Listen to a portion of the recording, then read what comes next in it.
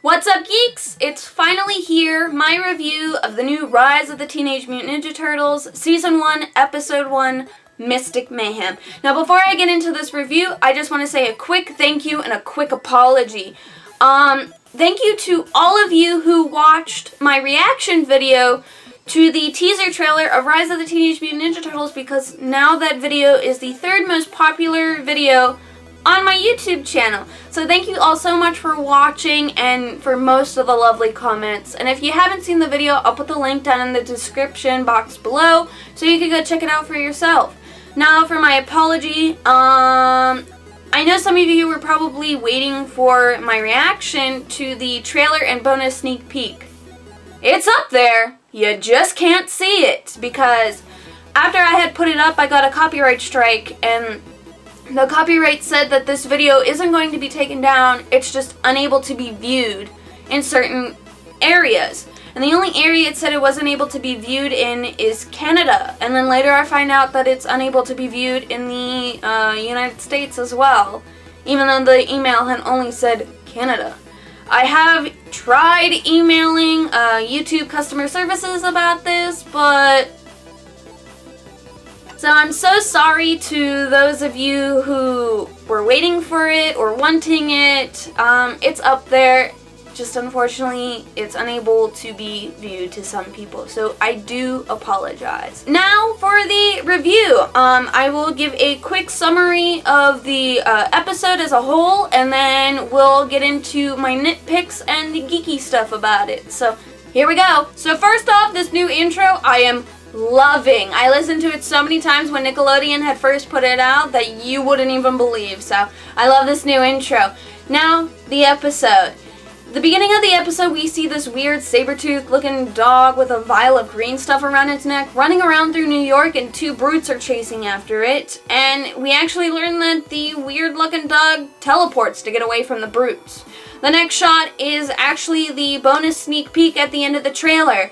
We see the turtles are ziplining, and we think they're about to apprehend this bad guy at a rooftop party, but turns out they just want a cannonball in the pool on the rooftop next door to the rooftop party.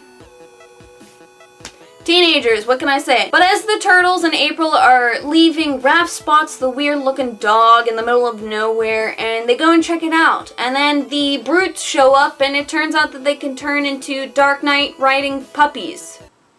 Yep. So the turtles go head to head with these dog riding Dark Knights, and they're no match for them.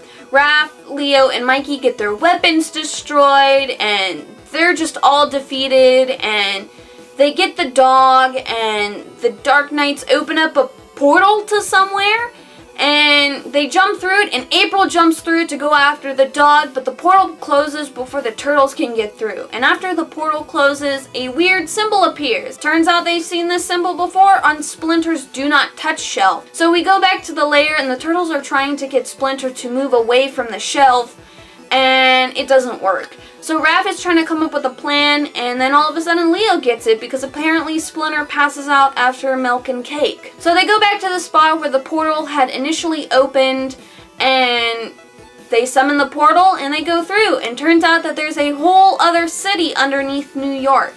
They reunite with April, and they're like, yo, where's the weird dog looking thing? And April points them to a lair. We go to the lair, and we meet our new bad guy, Barum Draxum, and he takes the vial that was around the weird teleporting dog's neck, and the vial has green stuff in it, and he puts it into this big old machine, and then a bunch of mosquitoes suck up the liquid, and turns out that if the mosquito, bites a human and injects the stuff into the human, they turn into a mutant. And the turtles are like, we can't have this, we need to fight. But, most of them don't have weapons. So April's like, I know where a bunch of weapons are. And the turtles get new magical weapons, except for Donnie. He likes it old school.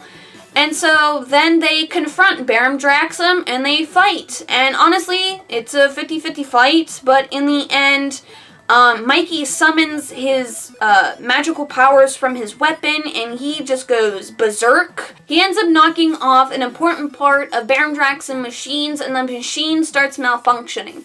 And Baron Draxum thinks he's caught the turtles in April, but then Donnie's like, yo, your layer's about to explode. And the layer is just crumbling, and a huge rock just falls on top of Baron Draxum. The weird teleporting dog escapes, and April's like, yo, can you get us out of here? And the dog teleports April and the turtles out of the lair. Mikey summons the portal, and they go through the portal before the layer can explode. And everything's all good. April names the weird teleporting dog Mayhem. But before the portal can close, all of those mosquitoes that had sucked up that weird green mutagen stuff escape and are roaming about New York. And then the portal closes, and then the turtles are like, yeah, people are opening up their blinds. We gotta go. And then that's the end of the episode. Now it's time for my nitpicks, geeky stuff, and my final thoughts. So, the turtles have a pre-existing friendship with April. I don't know if they'll ever, give the backstory to that or not. But to be honest, it feels really good that this first episode isn't that backstory. But you also kind of wonder, how did you guys meet? So, I don't know, a future episode will be about that. Splinter. What? We're so used to seeing Splinter as that wise father figure that, trains the turtles, except in this, he's literally sitting on a couch watching some weird, Japanese torture show. And he just doesn't give a care. He didn't come across to me as, really the father figure. He really came across to me as the cynical uncle or grandpa, to be honest. He just sits there and he really doesn't care. I don't know if we'll ever, get to see him, train the turtles at all or anything, but literally he was just sitting there not giving a care in the world. And I'm trying to get on with that design, but I don't know. I really don't know. I'm trying to give this a chance. I really am. It's only the first episode. I'm really trying, but I don't know. Now, Baron Draxum, who I thought was going to be the new Splinter, but that's not the case. He's a brand new villain. He's voiced by none other than John Cena. I'm sorry, I had to do it. And to be honest, I think John Cena is really, really kicking it off with this role. I think it fits Baron Draxum perfectly, and I love the voice, so kudos to you, John Cena. But he mentions something about mutation from years ago, which we're guessing is the turtles' backstory.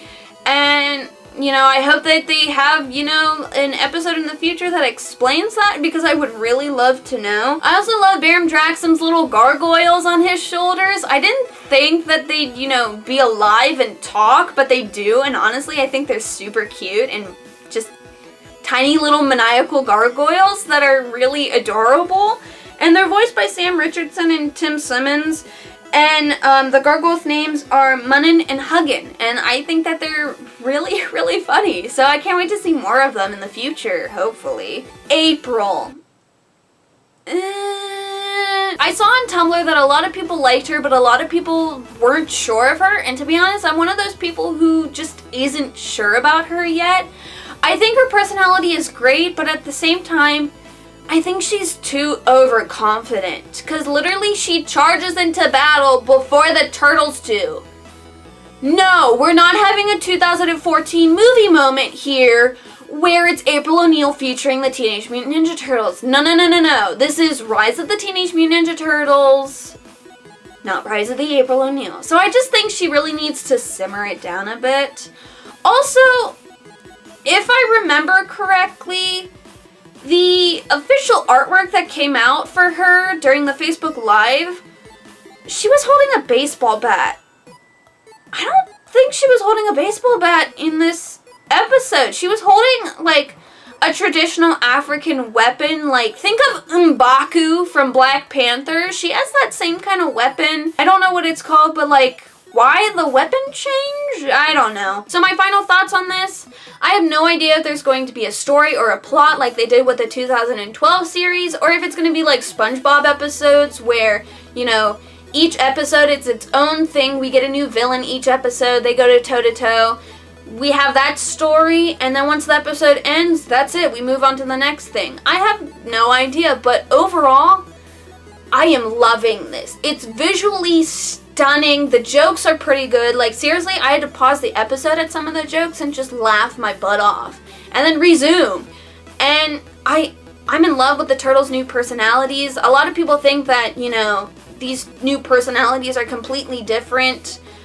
In some cases, you're right, but at, you know, a closer glance at them, they're honestly just spin-offs of the old personalities.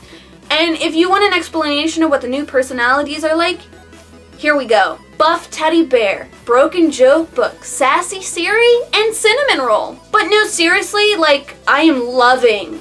I'm just loving this. It's so fresh and new instead of, like, the typical old stuff we've got from the past, like, you know, couple of versions. It just honestly was same old with a tiny bit of a spin on it, but this is like brand spanking new and fresh, and I'm totally enjoying it, and I can't wait to see where they go with it. Now, I get it. This new version of the Turtles isn't going to be everybody's cup of tea, and to put it bluntly, you're not going to be able to satisfy everybody in a huge fan base such as Teenage Mutant Ninja Turtles, and everybody's entitled to their own opinion. But with that being said, if it's not your cup of tea, then go make some coffee and watch your own version of the Turtles. It's as simple as that. The next generation needs their own version of the Turtles, just like I got my own version and you got your own version. So go make a cup of coffee. Oh, one more thing. Season 2 of Rise of the Teenage Mutant Ninja Turtles has been scheduled, so go make another cup of coffee. So I hope you enjoyed this Rise of the Teenage Mutant Ninja Turtle review. Don't worry, more is on its way. So if you like this video, click the thumbs up button, and if you want to see more geeky videos whenever I put them out, hit the subscribe button. But as always, stay geeky, my friends.